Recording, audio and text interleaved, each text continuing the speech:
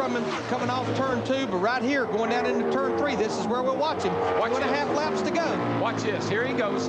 Craven gets that high right out next to that wall. Watch. Right there. Close. Right there in the middle. Cuts down. He's going to make it down. He's going to get down under him. That's not the way to do it. I don't know. Come on, baby. Come on. Side by side. 2 laps to go. Somebody's got to give. Getting into turn 1. Nobody.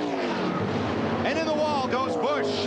That was not a very good idea. Look, the crossover move. He got into it. Come on, clear. Good job, man. Hang in there. And here comes Blaney. Blaney is now the best car on the track. Oh, baby. I'm telling you, Kurt Busch is not going to give up the win. No, he's not. They'll be coming to the white flag this time. Ricky Craven's not going to give up either. Come on, Ricky. He gets that run on the high side right there. Kurt Busch looks like he's struggling with his race car. Here he comes. Here we go again. He's going to wait on this. He's going to put the crossover on it. He realized that wasn't a good move that last time. White flag. Here he goes. He's going to try to slide under him here. Come on, baby. And Blaney's coming. Both these cars are driving terrible right now. Half a lap to go. Nah, they're driving good. Come on, baby. You can do it on this end of the speedway. Come off the 4 and get up alongside of him. Half a mile Here to he go. comes. Here he comes. Who's going to get off? Here he comes. Here he comes. He's got him this time. It's going to be a drag race. Wow! They touch. They touch. Craven got him. Craven got him. Craven got him. And Craven. All right. What a finish. have you ever? No, I've never. Wow. What a finish. That is one happy group right there. That's one great race. I'm going to tell you, it's the goodest race I've ever seen at Darlington. Scott Miller gets his first win as a crew chief. Pontiac gets a win. Kyle Wells' engine program gets a win. First year for that engine program. And for the 5th time in Darlington history, a race is settled with a last lap pass. We didn't have a last lap pass for the win last year. That's the end of that. That was at the start-finish line pass there. What a race. I got to see this again. I do too. Let's watch.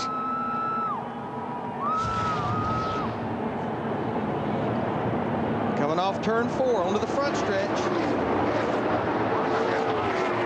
That's about as close as it'll get right there. And this right here, I don't know what kept them from both wadding them up down here in turn 1, but bam, oh boy, Craven really shot out into it. It is amazing they didn't wreck after they crossed the start-finish line. Daryl, if instead of Busch coming down into Craven, if he stays straight, does he beat Craven? I don't think he had any choice, Mike, because Craven came off the bottom and really slammed into him. I think they got hooked together and couldn't get apart. Look at Craven in there. Look at him fighting that steering wheel. And it's a good thing that Pontiac's got the kick out on the nose. Yeah, that was the difference. But he wouldn't have won. Look at how close this finish is. Right there. Wow. Oh, baby. And I'm going to tell you what, they didn't even need seats in these grandstands because nobody was sitting down. And nobody's leaving.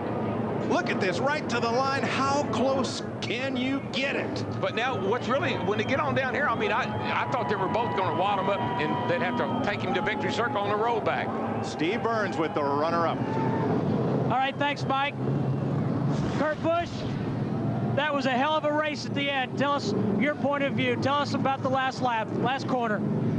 I had to get a lead. The power steering went away, and I've never felt a heavier car in the world.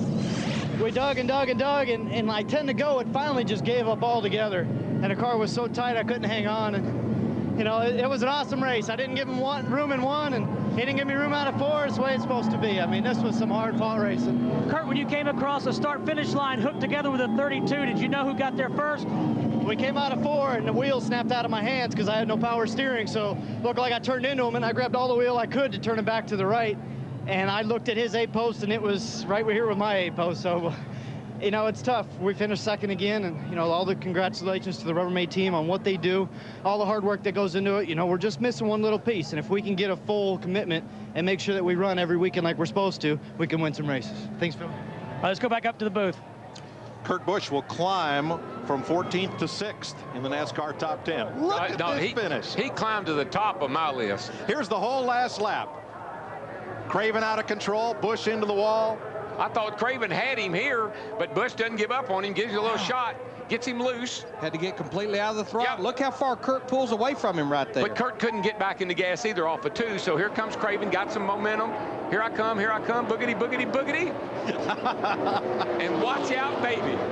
This end of the racetrack, Craven was so good down here. Boy, look at the run he got on the high side right there. And he comes to the white flag and has one more opportunity. And here's what he knew this time. He said, okay, I made the mistake last lap. I tried to pass him going into one. It didn't work. He's not going to give me that line. I'm going to set him up down here where I know I'm good. So he lays off of him, gets a run on him right here, because he knows he's better in 3 and 4. And where would you want to be better? You're coming to the start-finish line. Best to be good in 3 and 4. Here he goes. He gets up there. Now, watch him nail the gas. Makes a run up on. He says, I got to go to the bottom. Busch wiggles a little bit, and here he comes. And Craven just, bam, got loose. And if Kurt hadn't been there, I think he'd hit the wall. 8 wheels was better than 4 right there. Got that right, baby. This is some great racing, man. And for all you fans out there that says NASCAR racing has been boring lately, take this. I'm telling you. Like those cars were welded together. Well, you think about Kurt Busch and Dale Jarrett at Rockingham. Now Kurt Busch and Ricky Craven here today. Let's go to Gatorade Victory Lane, Dick Berggren. Ricky Craven, congratulations. Come on out of your race car, my friend. Ricky Craven drove the wheels off it today. The crew is cheering him as they should be. What a run. Oh, here we go. Everybody gets wet. Hey, that last lap, how sure were you that you were going to be able to make it to the start-finish line and not wreck? Oh, my gosh. I had no idea, but I've done this for over 20 years. And as a racer, that's it. You dream of that, and being a New England boy and, being attached to this sport, NASCAR, my whole life, I knew there was none any tougher than Darlington. So that's the one I wanted to win the worst. And, wow, this is sweet. I just got to thank everybody.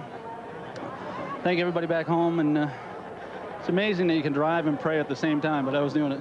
Were you holding your breath on those last couple of laps? You're puffing. I wasn't holding my breath, but I was working pretty hard. Maybe it didn't look that hard, but I tell you what, Kurt is such a good racer, and we got together, and I don't know why we didn't wreck with a couple laps to go.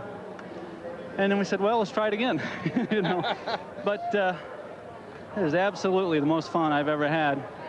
Really thankful to have the opportunity to be driving the Tide Pontiac and to have this group of people, and really thankful I got these three, Kay, Riley, and Everett, and life's good. It is good. Congratulations. It's great for the fans who enjoyed this race as well. To Jeannie Zelasco. Well, Mark Martin, after a couple of races that didn't go quite the way you wanted to, it's about time, yes? Well, we had a great race car with the Viagra Taurus, fantastic car today, and, I'm just honored and privileged to drive for this race team. Not everything always goes just right every time, and some days you drive her in the fence, and some days it's something else. We had a great run today, and my only hope is that this team can continue to give me just every 4th or 5th or 6th race through the season. If they can give me a race car like that, we'll win a lot of races. They don't have to run that good every week. They don't have to run that good to win, if everything goes your way, but they've got to be pretty competitive, and our car was just spectacular today. So you don't have to go to sleep worrying about the lug nut. Matt? And Jeannie, after scoring 3 times 6th place finishes, Dave Blaney, a career day, 3rd. You can just feel this team getting closer and closer. Yeah, we got some momentum rolling on our side. Booty is doing a great job with these cars and with my whole crew, and I can't thank him and the owners enough for putting this deal together over the winter. It's working well. We keep gaining and getting better and better, and I can see it, we can feel it. So hopefully we'll just continue on here. A wild finish. Dave Blaney, 3rd here at Darlington. Mike? Ricky Craven, with a last lap pass, has become the 40th different Winston Cup driver to win at Darlington Raceway.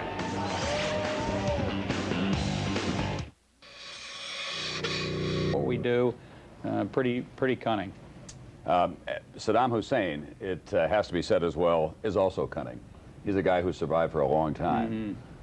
Do you imagine that he has stuck around Baghdad for the last couple of days? No, but if they're going after 50 leadership targets, hopefully one of them has him in it when a 2,000-pound bomb penetrates the top of it. So I'd be surprised if we're not trying to nail him tonight. one of the concerns has been we may get him and not know it. Yeah.